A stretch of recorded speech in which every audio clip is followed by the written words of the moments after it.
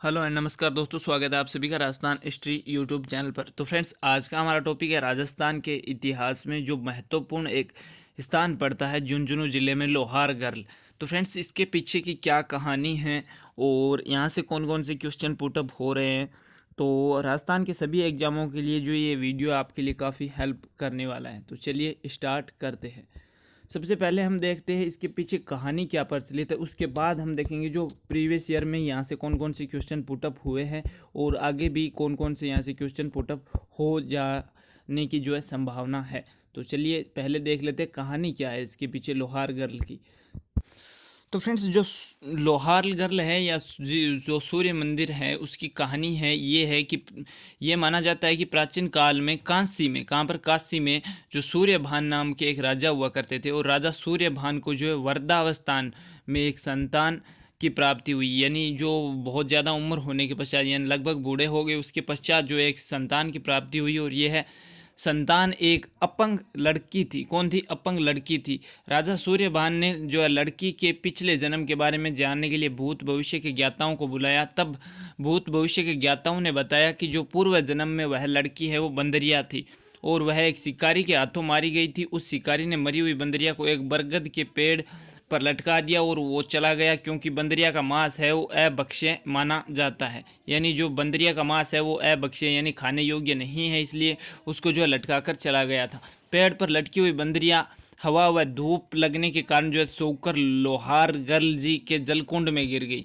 किनके? लोहारगढ़ जी जो जलकुंड कहाँ पर है? झुंझुनू में, वहाँ पर गिर गई। वो हवा की वजह से सूख गई थी, परंतु उसका जो है एक हाथ पेड़ पर ही फंसा रह गया और हाथ के अलावा बाकी बचा शरीर है वो लोहारगढ़ के पवित्र जल में गिरने के कारण इस बंदरिया ने आपके यहाँ पर कन्या के रूप में जो है जन्म लिया है। भूत भविष्य के ज्ञाताओं ने राजा सूर्यभान से कहा कि आप वहाँ जाकर उस पेड़ पर लटके जो बंदरिया के हाथ को पवित्र जल में डाल दे तो इस बच्ची को अपंगत्व खत्म हो जाएगा। राजा सूर्यभान ने, ध्यान रखना, यानी उन्होंने ये बताया कि जो आप जो वहाँ पर जो पेड़ पर उस बच्ची का जो यानी बंदरिया का जो हाथ लटका फंसा हुआ है उसे आप अगर इस लोहारगढ़ के पवित्र जल में डाल देंगे तो बच्ची की है वो अपंगत्व हुआ वो खत्म हो जाएगा। राजा सूर्यभान ने भूत भविष्य ज्ञाताओं की बात मानते हुए लोहारगढ़ जी आए और बरगद के पेड़ पर जो लटक रहे बंदरिया के हाथ को है वो लोहारगढ़ जी के जो पवित्र जल में डाल दिया और इसी कारण राजा सूर्यभान की लड़की का हाथ है वो स्वतः ही यानी अपने आप ठीक हो गया और राजा सूर्यभान इस चमत्कार की वजह से अत्यंत प्रसन्न हुए। भूत भविष्य के ज्ञाताओं ने राजा सूर्यभान को बताया कि लोहारगढ़ जी क्षेत्र है वो भगवान सूर्यदेव का स्थान है। किनका है? भगवान सूर्यदेव का। और चमत्कार से प्रसन्न होकर राजा सूर्यभान ने लोहारगढ़ जी में हजारों वर्ष पूर्व जो सूर्य मंदिर तथा सूर्य कुंड का निर्माण करवाया। ये इसके पीछे की जो फ्रेंड्स स्टोरी थी। अब यहाँ से कौन कौन से क्वेश्चन पुटअप हो रहे हैं वो भी हम देख लेते हैं। स्टोरी बताने का मेरा उद्देश्य ये था कि आपको जो है हिस्ट्री में रुचि पैदा हो जाए और जो है आप इसके बारे में जानने के लिए उत्सुक रहे। तो चलिए देख लेते हैं यहाँ से कौन कौन से क्वेश्चन पुटअप हो रहे हैं।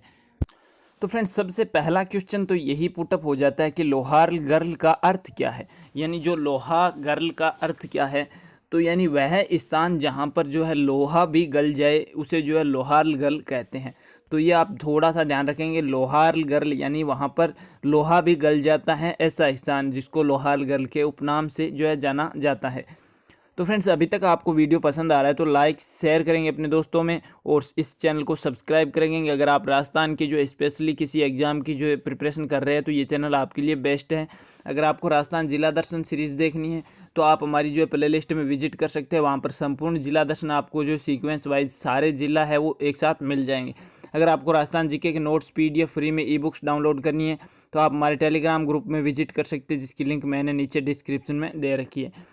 तो चलिए आगे देख लेते हैं लोहारगढ़ से संबंधित क्या कुछ तथ्य हैं। ध्यान रखना, लोहारगढ़ तीर्थ स्थल है भारत के राजस्थान राज्य में झुंझुनू जिले की नवलगढ़ पंचायत समिति की लोहारगढ़ ग्राम पंचायत के लोहारगढ़ गांव में ही जो है अरावली पर्वतमाला के मालकेतु, जो कौन से मालकेतु पर्वत की शंखाकार घाटी में स्थित है। तो आप ये थोड़े से ध्यान रखेंगे क्योंकि ये महत्वपूर्ण तीर्थ स्थान है यहाँ पर। तो एक तो राजस्थान राज्य में और झुंझुनू जिले में, ये तो आपको याद है, लेकिन आप ये ध्यान रखें कि नवलगढ़ पंचायत समिति में, ध्यान रखना नवलगढ़ पंचायत समिति है और उसमें है ग्राम पंचायत लोहारगढ़, यानी यही गांव और यही ग्राम पंचायत है लोहारगढ़, ध्यान रखेंगे आप। और अरावली पर्वतमाला के कौन से पर्वत पर? मालकेतु पर्वत पर ये जो है शंखाकार घाटी में, यानी इस प्रकार से शंखाकार घाटी में ये स्थित है, ध्यान रखेंगे। राजस्थान का दूसरा सबसे बड़ा तीर्थ है, यानी राजस्थान का कौन सा दूसरा सबसे बड़ा तीर्थ है, और लोहारगढ़ जी को राजस्थान का दूसरा सबसे बड़ा तीर्थ स्थल माना जाता है। राजस्थान का पहला सबसे बड़ा तीर्थ स्थल तो पुष्कर अजमेर है। कौन सा है? पुष्कर अजमेर। उसके बाद किसका स्थान आता है? लोहारगढ़ का। ध्यान रखेंगे आप, ये एक तीर्थ स्थान है, आप कोई गर्ल से लड़की मत समझ लेना।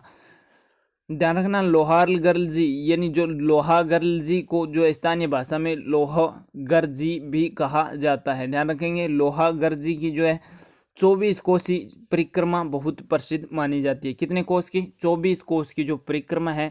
यहाँ से ये क्वेश्चन आ चुका है और आगे भी आ सकता है। ध्यान रखेंगे आप कि लोहारगढ़ में कितनी कोस की परिक्रमा है वो प्रसिद्ध है, तो 24 कोस की। ध्यान रखेंगे आप। और लोहारगढ़ जी की 24 कोसी परिक्रमा है वो गोगा नवमी से प्रारंभ होकर भाद्रपद अमावस्या को समाप्त हो जाती है। आप ध्यान रखेंगे, गोगा नवमी से प्रारंभ होती है और भाद्रपद अमावस्या को समाप्त हो जाती है। परिक्रमा के बाद नर नारी कुंड में स्नान कर पुण्य प्राप्त करते हैं। और लोहारगढ़ जी को जो है 24 कोस परिक्रमा को जो है माल खेत की परिक्रमा भी कहते हैं। यानी जो ये 24 कोस की परिक्रमा है लोहारगढ़ जी की, इसको जो है माल खेत की परिक्रमा भी कहा जाता है। आगे अब बात कर लेते हैं लोहारगढ़ जी के कुछ उपनाम हैं। क्या क्या उपनाम है तो ये भी हम देखेंगे, तो वीडियो को आप एंड तक देखेंगे अगर आप सीरियसली राजस्थान में किसी भी एग्जाम की प्रिपरेशन कर रहे हैं तो।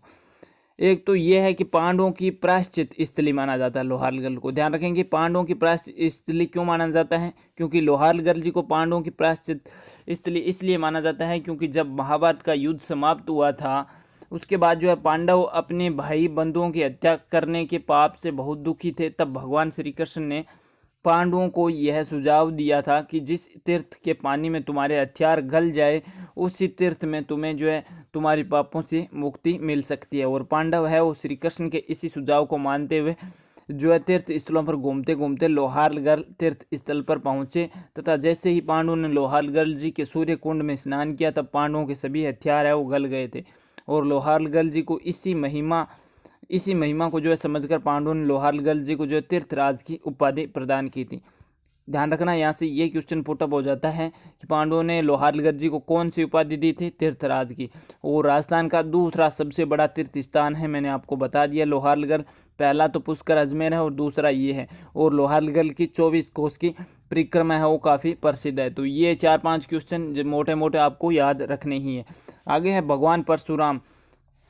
लोहारगढ़ जी से भगवान परशुराम का भी संबंध है, क्योंकि ये माना जाता है कि भगवान परशुराम ने क्रोध में क्षत्रियों का संहार कर दिया था, लेकिन जब भगवान परशुराम का क्रोध शांत हुआ तब उन्हें अपनी जो है गलती का एहसास हुआ, और इसी पाप से मुक्ति पाने के लिए भगवान परशुराम ने लोहारगढ़ जी में यज्ञ किया था, और इसी यज्ञ से जो है मुक्ति पाई थी। भगवान परशुराम विष्णु के छठे अवतार माने जाते हैं। कौन से? छठे अवतार।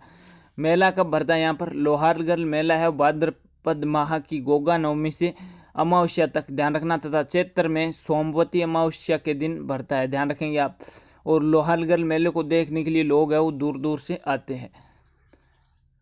अब यहाँ पर जो प्रमुख तीर्थ यानी दर्शनीय स्थल कौन कौन से लोहारगढ़ जी के, तो लोहारगढ़ जी में महात्मा चेतन दास के द्वारा जो है बनाई गई विशाल बावड़ी स्थित है।